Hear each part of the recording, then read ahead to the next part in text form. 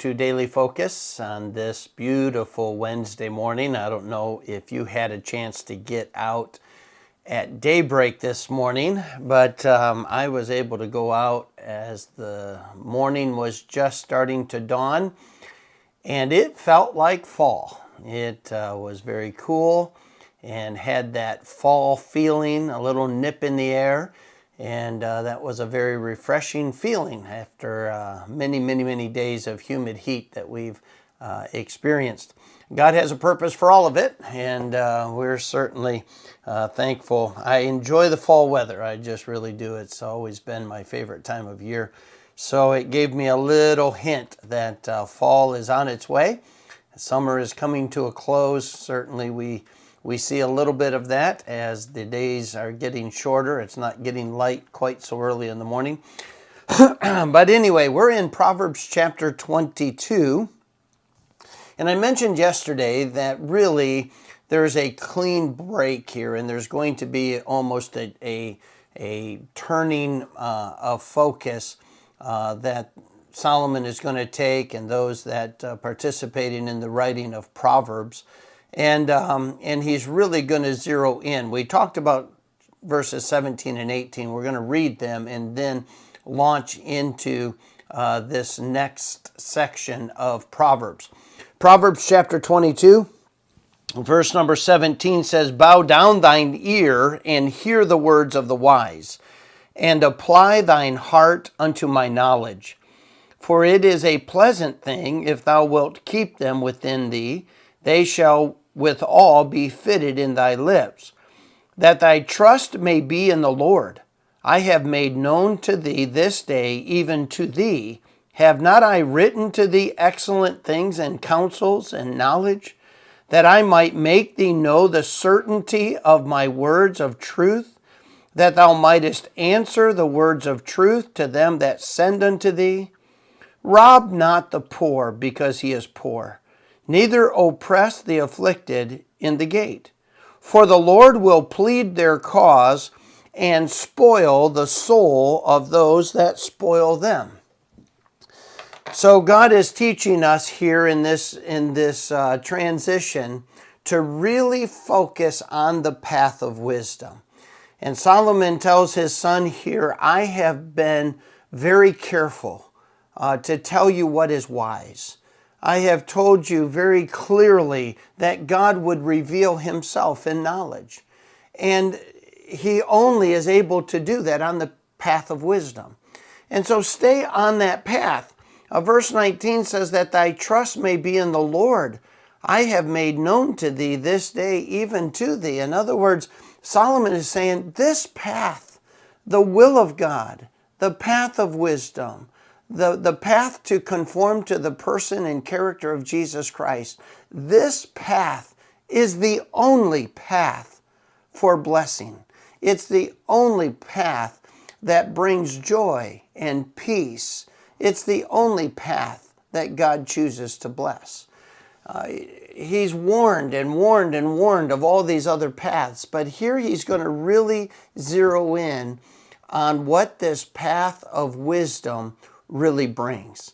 And so then he gets to the verse number 20, and he said, listen, I have told you a lot about God. I have told you a lot about who he is and what he's like and what he expects and why he expects it and what he'll do if you will obey. And he's like, I have told you these excellent things. And then he comes and he says, I want you to remember this, son. These words, the path of wisdom, is true. You're going to have people tell you you don't have to live that way. You're going to have people tell you it's too strict. You're going to tell people it's too confining.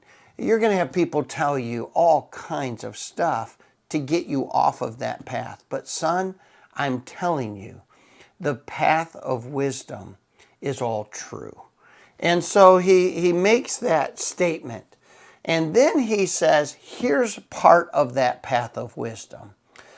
Don't rob from the poor because they're poor. In other words, he says it's very easy to take advantage of the poor because they need. It's easy to use the poor in a way where it benefits you because they don't have a lot of options. They tend to be more desperate for daily provisions. They tend to be more desperate for daily help. And the reason is because they don't have excess. Quite frankly, in America, there's fewer and fewer people really that know true poverty. There are people who experience the consequences of poor money management. There are people who experience the consequence of selfish indulgence in the spending of their money. There are people who experience poverty in the sense of the fact that all their money goes to an addiction. And God is clear, it's not our job to enable people to live those lifestyles. In fact, be very careful that you don't become responsible for the irresponsible. And we talked about that before. But there are people in the world that are truly poor. For whatever reason, you can go all over the world and you can find people who just don't have. It's interesting that they're not sad. Most of them are very content and happy people. They just don't have.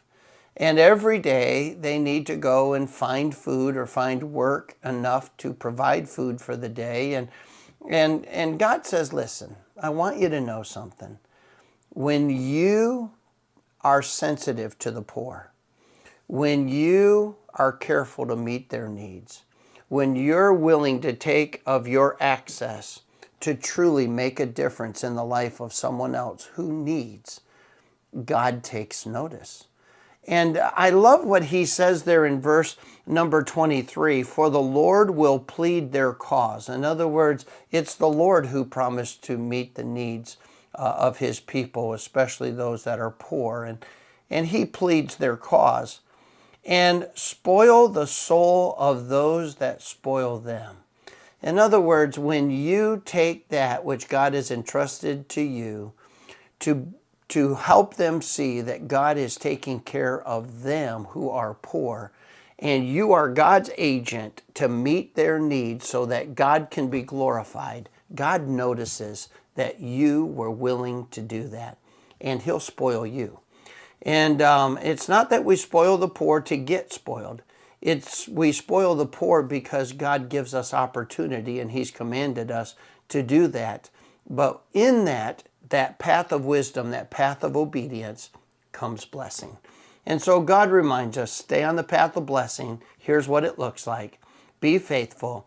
I'm involved. I want to be that agent that is glorified, but more specifically, I want you to be able to participate in my program, and I will bless you for walking the path of wisdom.